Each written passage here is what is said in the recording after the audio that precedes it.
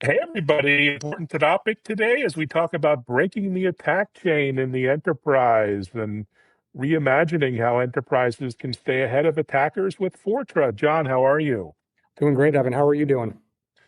Thanks for joining. Really intriguing and important topic. Before that, maybe introduce yourself and how would you describe the core mission at Fortra? Yeah, absolutely. So my name is John Grancarich. I am Fortra's Chief Strategy Officer.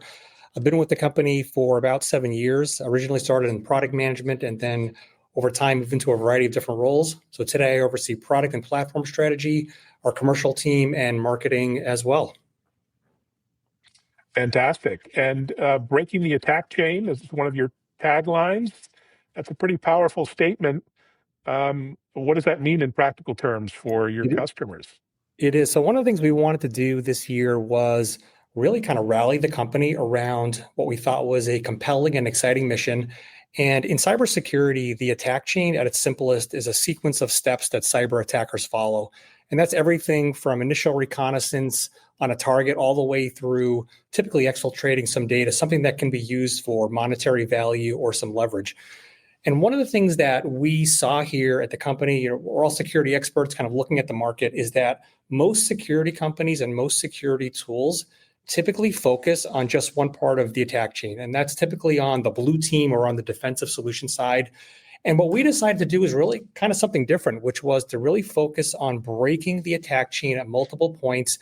And that includes offensively. So what we really think of this, when you kind of break it all down, fundamentally, what we want to do is shift the focus from waiting for attacks to happen to actively testing whether our defenses can actually stop them. So in security, what you'll see a lot of is this kind of typical detect and respond approach. What we're doing here is proactively simulating real world attack scenarios. And these are things that, Evan, are on the order of nation state level sophistication. So we've got some of the best security people in the world who are really kind of figuring out how the most advanced attacks in the world happen. Then we use the blue team side or the defensive side to defend against them. So that's really where break the attack chain comes in. It's kind of bringing the red and the blue together, or the offensive and the defensive together. Wow, amazing approach. And the threat landscape seems to change week by week, at least what we know of it. How do you at Fortra adapt to these shifts? Yeah, it's changing all the time. I think part of the challenge of the work, and also what makes it really interesting, is that it is changing all the time. There's really not that much that's static about it. Threats are becoming faster, they're becoming more automated, and they're also becoming a lot more personalized. And this is where we see AI come into the fold. We are seeing a significant rise in AI generated attacks. So these are things like AI generated phishing, AI generated deepfake. So we have seen some amazing examples of deepfake technology being used in phishing related attacks, and then automated vulnerability discovery as well. So attackers will use AI to basically do some really rapid and thorough scanning across environments to see where their vulnerabilities are can be exploited. So we're definitely seeing a rise in that. We also see that organizations are adopting cloud tools, SaaS tools, Gen AI tools at an increasing rate, and that just expands the attack surface. So what we try to do in response to that is provide some of the key tools that organizations need, things like data protection, brand protection, offensive security, to really provide a layered and integrated approach, and that is also intelligence driven. So you really have to combat AI with AI. Otherwise, you're going to be outgunned in that battle. Yeah, speaking of which, AI and ML are being used not just by the defenders, but the attackers. It's just a wild environment. But so how has that changed to reshape your approach to security operations and threat response? Yeah, it's definitely influenced our thinking a lot, and it's something that, because of the dynamic nature of the business, that there is no one and done here. You're always kind of evolving your strategy and how you respond to it. So when we think about AI here, we really think of it in a few different ways. So one is, I think I'll call it security of AI. We see what organizations are doing with AI in their own environments. They're using it to increase productivity. They're using it to leverage automation. What we want to do here is help organizations protect their Gen AI and AI pipelines from things like data leakage, prompt injections, and basically shadow AI. It's really easy for these AI tools to kind of proliferate sort of all around an organization. So we really want to help organizations harness that better so that they can leverage it for their own advantage. Another way is really what we call security from AI. So this is where we're using AI to detect AI-powered threats like phishing, impersonation attacks, using some technology that we've built internally, which has really been a very powerful way of kind of, I think, bringing to life what I was saying before, using AI to combat AI, which is absolutely critical, I think, in this world. And then defensively, security with AI. So we use AI to enhance the great work we're already doing with detection. We're automating incident triage and then some better supporting SOC teams with it. So it's kind of really a few different ways of using it that we bring together. We also really focus on what I'll call a more pragmatic approach here. There's obviously an enormous amount of hype in the space. I mean, I don't know of a technology topic that occupies more of our thought cycles than AI today, but what we're really focused on is using it where it adds value. So identifying anomalies and detecting anomalies, aiding email threat classifications, things like that. And then agentic AI, we're looking at that too, and we're starting to incorporate that more into the work that we do. And these are really autonomous systems that act like digital security teams, but not fully autonomous. We want to make sure that there's still a human in the loop, rather, that's kind of governing the work and providing some human oversight. And speaking of human oversight and expertise, where do you see the role of humans in a year or two, in this increasingly automated world?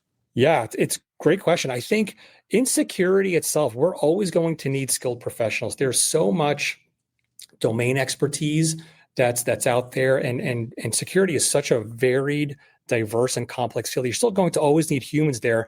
But I think what we see is an opportunity to take the great skilled people that work in cybersecurity today and really amplify them.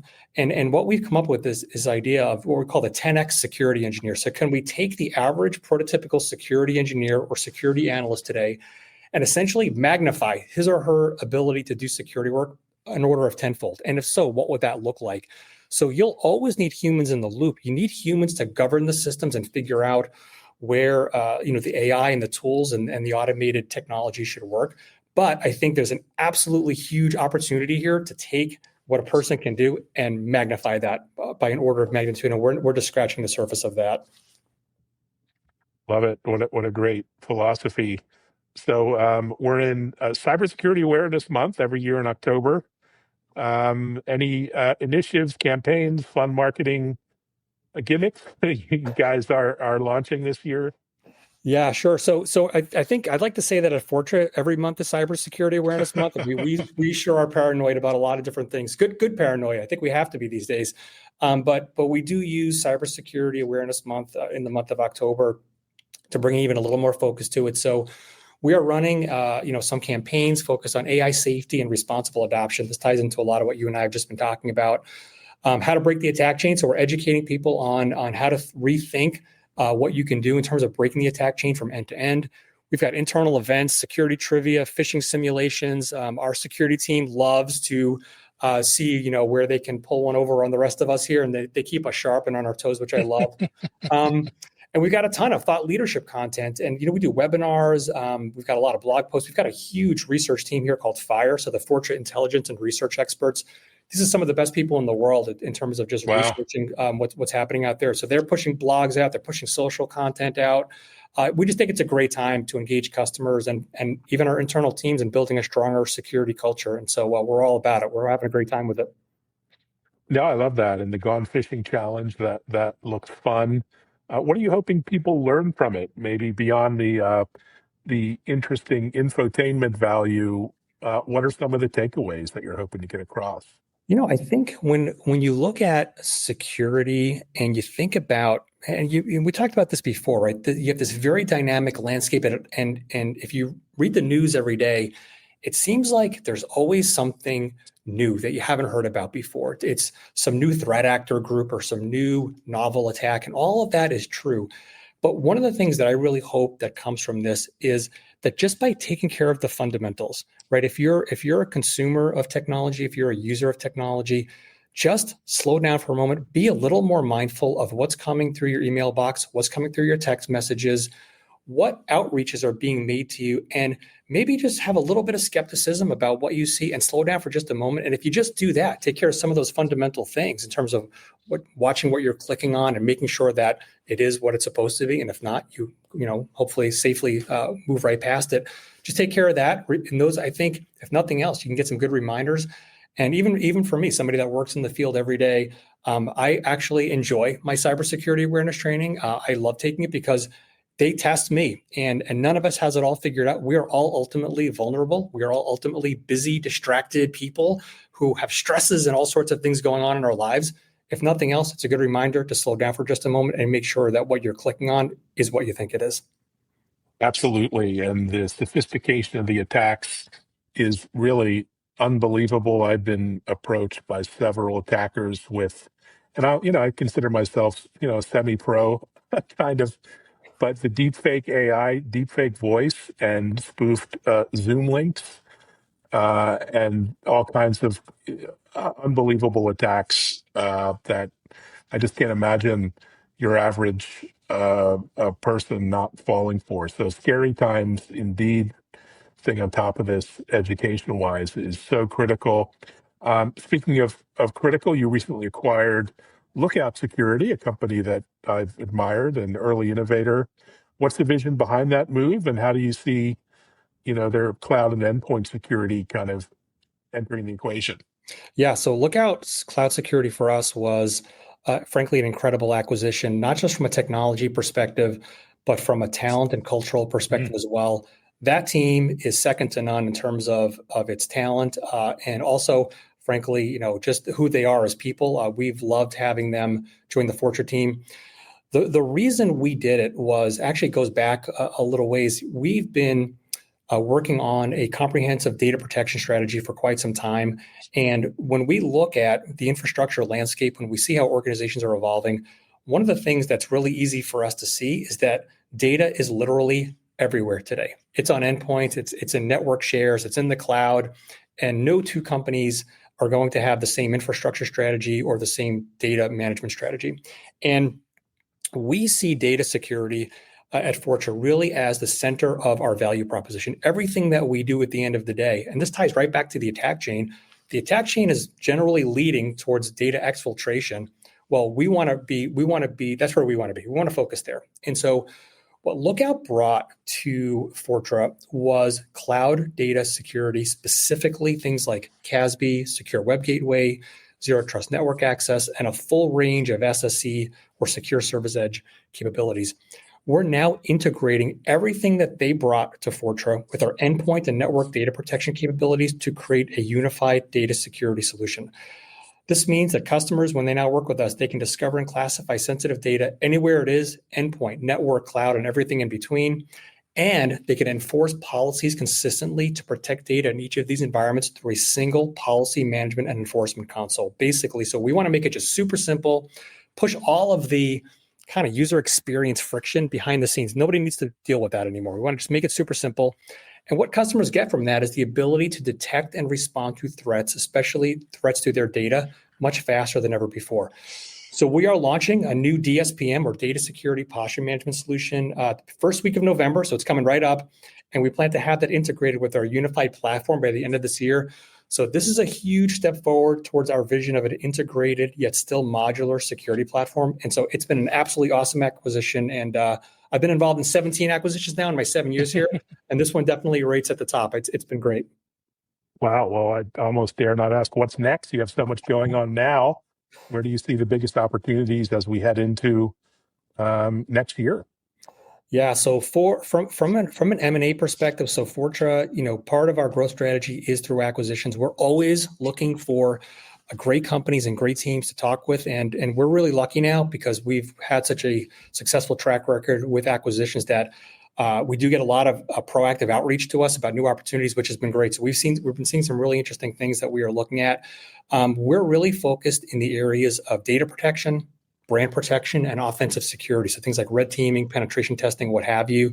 We're open to always, kind of look at all different areas, but those are the three that have really been kind of the focus of our strategy recently going into 2026.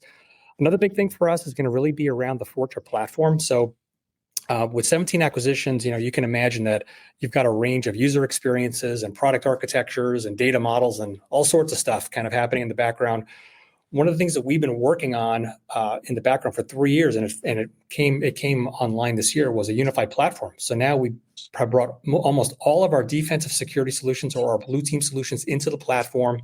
So unified agent, unified login, unified interface, unified data model. We basically have normalized all this stuff, and it just makes it easier for customers to work with one provider across a broader range of solutions.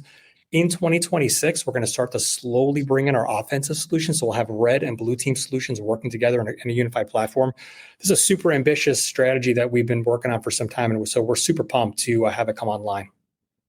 Well done. Well, exciting times. Congratulations on the mission and the great work you're doing with customers. Onwards and upwards. Thank you so much. Thanks, John. Thanks, everyone, for listening and watching. And be sure to check out the TV show at techimpact.tv on Bloomberg and Fox Business. Thanks, everyone. Thanks, John. Thank you.